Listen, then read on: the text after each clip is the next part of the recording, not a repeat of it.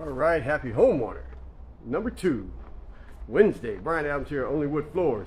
Remember earlier I told you we were finishing up in Newport Coast, down here in Laguna Beach right now. Beautiful white oak rustic floor. Let me turn this around and show you what we got. It's so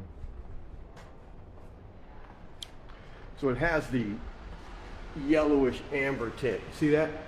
You've seen it in so many of the videos, but you've also seen that in Loba Invisible.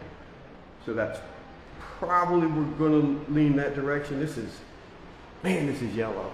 Hope it shows up on the video, but check back in a couple of hours. Once we start the sanding, you'll see just that raw wood, how pretty it is. But it's almost as pretty as the view.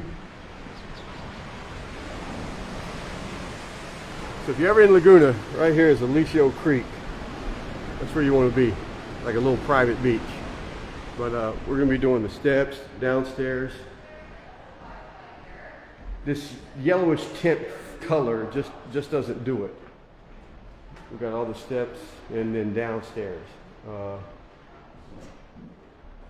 to get the machines going, so you can see a drastic difference in the color.